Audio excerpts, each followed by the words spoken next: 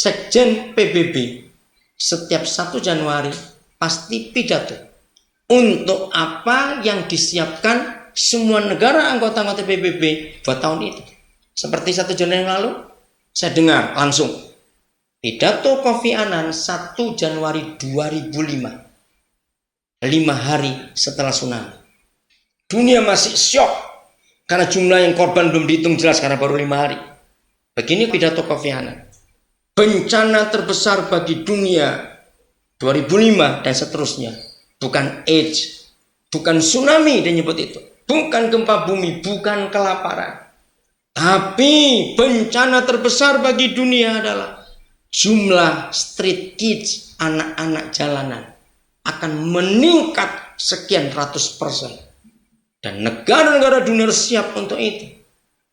Saudara, saya melongo dengar pidato itu. Kenapa? Berarti anak-anak terminal, anak-anak pasar, anak-anak perempatan. Ngerti kata ini? Akan bertambah banyak jumlahnya. Kenapa? Karena ayat ini tergenapi. Bapak-bapak kami berbuat dosa. Mereka tidak ada lagi. Karena pergi. Dan kami yang menanggung akibat kedurjanaan mereka. Maka gereja harus buka mata, buka telinga, buka hati, buka pintu rumahnya. Katakan amin. Karena ini jadi wabah dunia anak-anak ini. Kenapa? Karena sudah nggak tahu siapa orang tuanya. Ini jadi wabah, kata Kofi Annan. Kita lihat jumlah mereka. Bukan cuma karena miskin, tidak.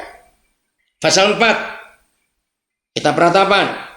Ayat 3. Papa membandingkan manusia akhir zaman seperti serigala. Dengarkan ini, kalau kita belajar biologi akan tahu. Serigala itu bukan cuma binatang buas, tapi buas dan kejam. Apa bedanya? Singa, harimau, buaya itu binatang buas, tapi mereka tidak kejam. Apa bedanya? Lagi sekali. Singa, harimau, beruang begitu nangkap mangsa, masih ingat kalau kita nonton National Geographic dan sebagainya, mereka kalau nangkap mangsa, mana yang diterkam dulu? Leher. Berarti langsung mati. Kalau serigala tidak. Dia siksa dulu mangsanya. Dia banting-banting dulu. Sampai mati lemas. Kejam sekali binatang. Tapi yang luar biasa. Justru Tuhan membandingkan antara manusia akhir zaman dengan binatang ini. Ternyata jauh lebih baik binatang itu daripada kita. Lihat ayat ini. Serigala pun memberikan teteknya. Dan menyusui anak-anaknya. Tetapi putri bangsaku telah menjadi kejam. Seperti burung unta di padang pasir. Saudara, mari kita lihat bukti. Hampir tiap hari di berita. Kalau kita nggak katakan tiap hari. Pasti ditemukan bayi di WC umum. Betul? Bayi, mayat bayi dalam kantong kresek. Bayi tempat sampah dan sebagainya dan sebagainya. Pertanyaannya. Kita seringkali memarahi itu ibunya kurang ajar. Ibu nggak tahu diri, jangan nyalakan mereka. Kalau saudara jadi dia akan berbuat yang sama. Kenapa? Dengarkan ini. Saya laki-laki, saya bisa merasakan ini. Suruh hubungan seks, hamil, ditinggal. Siapa nggak sakit hati? Si perempuan berkata, enak aja bapakmu. Tinggalkan kamu di perut kalau dia pergi.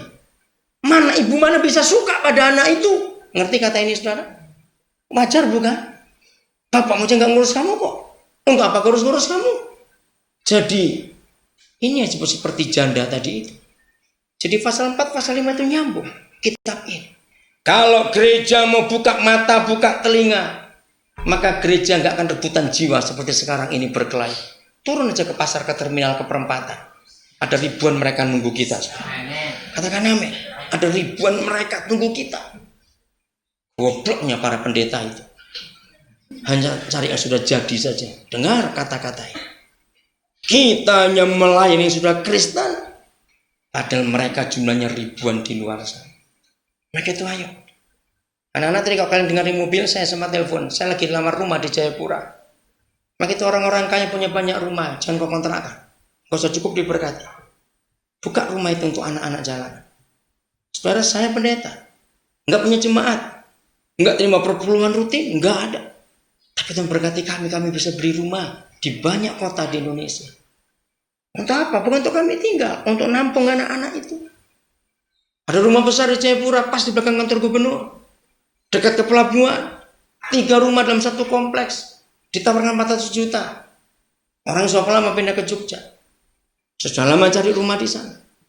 Untuk mereka ini.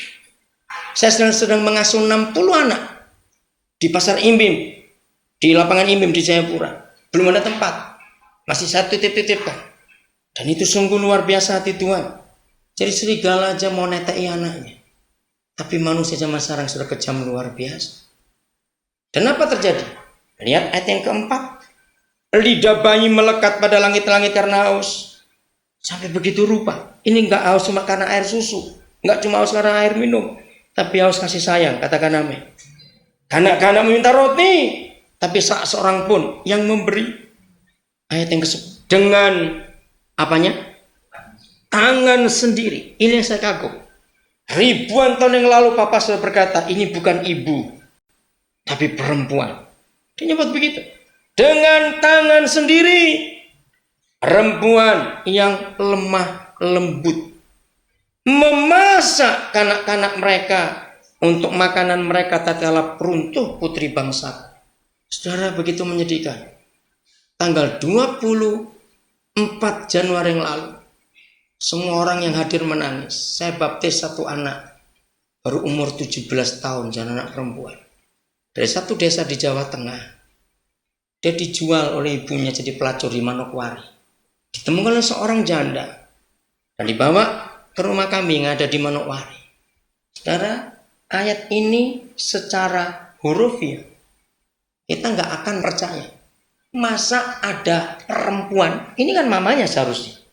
Kenapa disebut perempuan? Karena nggak menikah. Ya bukan mamanya. Ada perempuan yang merebus anak-anaknya untuk makanan sendiri. Secara hurufiah kita berkata nggak mungkin. Tapi mari kita lihat fakta di Indonesia saja. Saudara sering baca kata trafficking? Tahu artinya apa itu? Jual beli manusia atau bayi-bayi. Indonesia termasuk negara pemasok manusia terbesar di dunia. Jual bayi, jual anak. Dan itu terjadi. Kenapa? Karena lapar. Sama enggak dengan merebus anak sendiri untuk makan? Tapi saudara lihat akhir November lalu di Depok sampai Ibu Presiden turun tangan. Dengar berita enggak? Ada perempuan gila diperkosa lalu hamil melahirkan anak di rumah kosong. Anaknya dibakar terus dimakan. Dan ketika ketahuan tetangga-tetangga tinggal sebagian jasad anak itu. Waktu saya mengikuti berita itu Ibu Presiden menangis. Jadi betul-betul ini digenapi. Ada perempuan makan anaknya sendiri. Lagi sekali. Apa kerja gereja? Saudara, kita harus sadar akan hal ini. Maka itu kalau sudah mulai jenuh dengan gereja, buka hati. Apa butuh saudara untuk ngurus orang-orang ini? Katakan amin. Enggak akan dosa. Saya mau berkata kepada saudara, kata melayani Tuhan sudah banyak disalah-ngertikan oleh gereja. Lagi sekarang, melayani Tuhan sudah banyak disalah-ngertikan. Salah ngertinya ada dua, dan ini fatal. Kita sering dengar, kenapa saudara nggak melayani? Sekian tahun sudah bergereja di sini, kenapa tidak melayani? Tanya apa sih pelayanan? Ya terserah. Bisa jadi singer, bisa jadi penarik kolektan, bisa jadi ini, jadi itu. Dengan kata-kata ngatur kursi, boleh. Apa doa pagi, ayo itu melayani. Yang kedua, kita sering dengar, saudara mesti melayani Tuhan. Buat apapun untuk Tuhan. Doa pagi, doa malam. Apalagi itu, memberi persembahan, beri itu untuk Tuhan.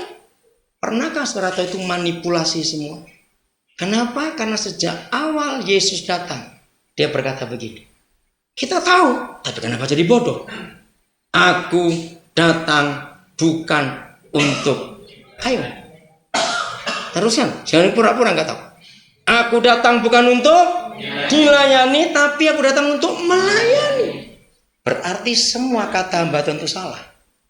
Melayani Tuhan bukan untuk Yesusnya. Dia nggak mau dilayani dari awal. Lalu kenapa di gereja ada kata itu? Saya selidiki.